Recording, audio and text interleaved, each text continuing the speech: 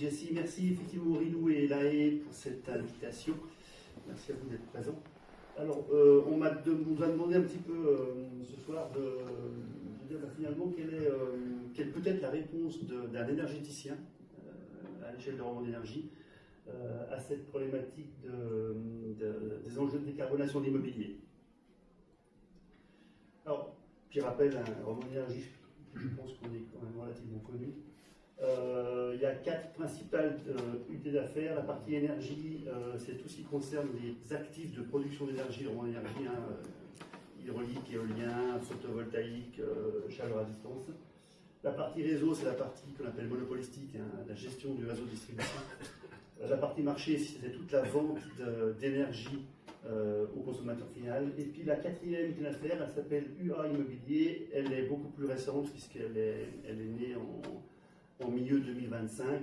Et finalement, c'est un petit peu la réunion de 2 sociétés présentes au sein de Romande Énergie. Romande Énergie Service, qui est présente qui a été créée en 2017, d'accord, est spécialisée en tout ce qui est technique du bâtiment, la partie mobilité électrique, entretien, exploitation et maintenance des systèmes énergétiques, avec quelques filiales. Et puis Idego Management, qui est beaucoup plus récente, puisque c'est une société qui est née en début 2024, et elle axée pour le coup essentiellement sur la rénovation énergétique des immeubles et surtout parcs immobiliers. On voit quand même que sur les un petit peu moins de 1300 collaborateurs du groupe Romande Énergie, ce département finalement qui est très axé sur l'assainissement énergétique, notamment l'immobilier, il pèse aujourd'hui près de 500 collaborateurs. D'accord, voilà. Alors, le rôle de cette unité d'affaires, ça concrétise la volonté du groupe d'accompagner ses clients. Alors, majoritairement, c'est vrai qu'on est assez axé sur les grands propriétaires immobiliers, que sont les caisses de pension et les fonds immobiliers, parce que c'est un petit peu finalement à leur demande qu'on a initié cette UA, et d'être, alors ce qu'on a appelé nous, peut-être un nouveau métier, je ne sais pas, ce qu'on appelle nous comme énergéticien global. Donc finalement, c'est accompagner ces propriétaires sur toute la chaîne de valeur d'un projet de rénovation. Donc ça englobe effectivement les grands métiers de l'architecture, la physique du bâtiment et la technique du bâtiment, afin de mettre en œuvre cette transition énergétique. Et on voit que sur un plan du territoire, on est présent aujourd'hui sur la totalité de la Suisse romande. Voilà. Donc, j'ai un peu dit, c'est l'alliance stratégique de ces 2 structures. Romande Énergie Service, spécialisé en technique du bâtiment et optimisation énergétique. Et puis Idego, beaucoup plus axé sur l'accompagnement global de projets de rénovation. Alors, là, vous avez un petit peu sur ce schéma de parties. La partie droite, c'est la partie, on voit que la couleur plutôt Idego, où notre métier, c'est d'accompagner le propriétaire très très tôt sur les projets, y compris même sur la modélisation des potentiels de rénovation par quartier. Donc, on travaille beaucoup sur cette approche quartier. La partie ingénierie conseil, puisqu'on a une force assez importante en tout ce qui est ingénierie, CVSE, physique du bâtiment. La capacité à piloter les projets de façon globale. Une approche 360 degrés, ça englobe un petit peu aussi toute la partie, le cadre légal, les approches éventuellement L3P, LDTR, enfin tout ce qui touche le droit du bail, etc., de près à cette rénovation. Et puis surtout, c'est peut-être un des plus gros engagements qu'on a, c'est l'engagement sur la performance. On est aujourd'hui capable de proposer des contrats de performance énergétique, donc évidemment un engagement sur le résultat après rénovation sur des biens immobiliers. Et puis côté gauche, c'est plutôt des prestations, alors là beaucoup plus techniques, des gens de chez Romande Énergie Service. Donc tout ce qui est effectivement les techniques de chaud, ventilation, froid, électricité, sanitaire, salle blanche est un petit peu moins présent chez nous. Bien évidemment, tout ce qui concerne les techniques énergétiques, photovoltaïque, bien sûr le contracting thermique, puisqu'on a 30 ou 40 chauffages à distance. Donc tous les raccordements de vos immeubles, on les réalise chez nous. Tout ce qui est bien évidemment l'optimisation, la régulation, le BIM aujourd'hui, ça c'est clair. Juste un petit rappel, c'est vrai qu'avant, M. Vazigar l'a dit, mettre du renouvelable sur un bâtiment non isolé, c'est pas une bonne idée, ça c'est clair. Et très souvent, avant même de parler rénovation, commençons par optimiser ce qui est existant. Et là on voit qu'on a très facilement des gains de 15, 20, voire 25%. Donc on ne touche pas au système énergétique, on ne touche pas à la physique du bâtiment, pas à l'enveloppe, rien. Et rien qu'avec ça, on arrive effectivement, en travaillant sur cette régulation par exemple, voir la météo prédictive, donc anticiper effectivement les courbes de chauffe sur ce qui va se passer dans les heures et jours qui viennent, on gagne très, très facilement du gain énergétique. La mobilité électrique, donc un des gros enjeux.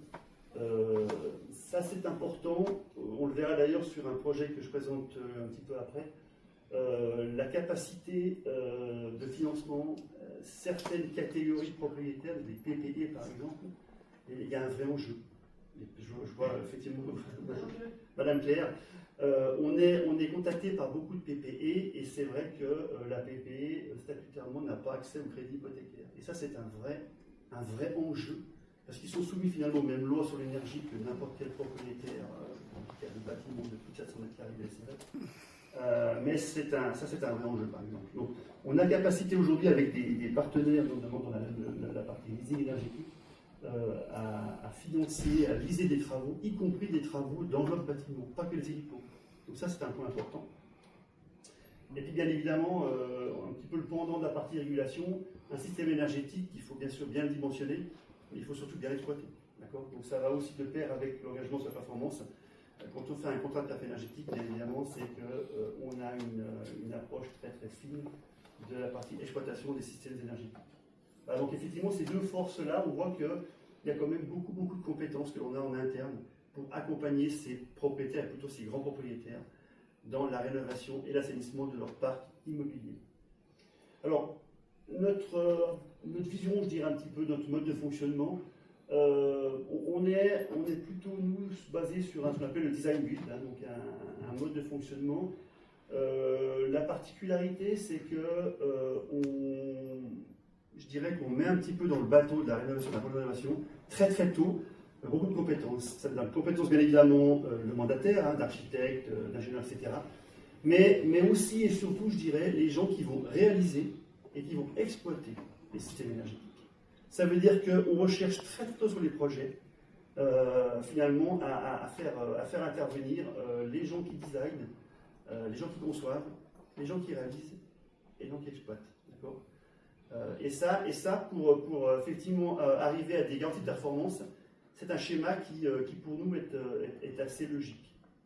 Voilà, donc c'est pour ça, le business développement, la conception du projet, l'ingénierie, la production et tout ce qui est aspect opérationnel et exploitation des immeubles. Et puis qu'est-ce qu'on propose aussi à ces grands propriétaires ?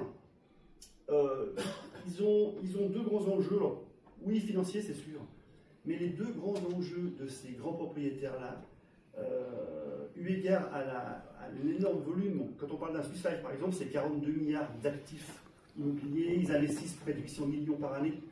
Donc ces gens-là aujourd'hui, ils ont deux grands impératifs, c'est l'accès à la main-d'œuvre et l'accès au matériel. Et ça, effectivement, aujourd'hui, de par notre taille, on est en mesure de leur assurer quand même quelque part un accompagnement sur une partie de leur parc et sur la durée. Et ça, ce sont deux éléments qui sont extrêmement importants pour nous. Alors voilà, je vais parler d'un projet. Alors je sais qu'il y a pas mal de communes dans la salle, donc c'est pour ça qu'on a pris volontairement ce projet-là. C'est l'assainissement énergétique de la patinoire de Morges. Je ne sais pas si c'est un long sujet, parce qu'il a mis beaucoup de temps à accoucher ce projet. Ça a fait l'objet d'un appel d'offres en entreprise totale, pour le coup, sur ce projet-là. Il y avait 4 axes principaux, donc il faut effectivement assainir l'enveloppe, la patinoire était ouverte, donc il fallait la fermer pour bien mieux maîtriser ce qui se passe au niveau consommation énergétique et surtout ambiance intérieure par rapport à la production de glace. Un enjeu de transformation intérieure, puisqu'il fallait apporter beaucoup de flexibilité à l'outil pour en faire vraiment un outil 4 saisons et multisport. Bien sûr, une décarbonation complète du système de production de glace. C'est un bâtiment qui, aujourd'hui, d'ailleurs, a fait l'objet d'interdiction du système de production de glace par rapport à une panne d'ammoniac. Ça fait quelques années qu'il fonctionne avec un système qui coûte extrêmement cher à la commune et qui n'est pas très écologique. Et puis, un engagement engagement de résultat, puisqu'on a sur ce projet 2 contrats de performance énergétique. Un qui concerne la production, un minimum de production d'énergie renouvelable pour alimenter les systèmes de production de glace de la patinoire. Et deuxièmement, justement, un engagement sur la consommation maximale pour la production de glace annuelle selon un cahier des charges bien défini. Donc on a un engagement de résultat sur ces 2 objectifs-là. Et puis ce projet, donc il fallait, dès le départ de l'appel d'offres, il faut prévoir la conception, la réalisation, donc l'exploitation avec un engagement de résultat et un financement. Donc ça veut dire qu'en gros, ce projet, on va le financer sur 30 ans. La commune de Morges a émis un cahier des charges sur la transformation, l'assainissement, l'engagement de résultat. Et elle a dit voilà, vous avez 810 000 francs d'annuité sur 30 ans, et ça constitue la partie financière. Donc ça vous fixe effectivement la cible coût de construction, exploitation, y compris le coût du leasing. Voilà un exemple effectivement de ce que aujourd'hui Romande Énergie, cet UA immobilier, est capable de proposer aux propriétaires de biens immobiliers. Voilà, je vous remercie pour votre attention.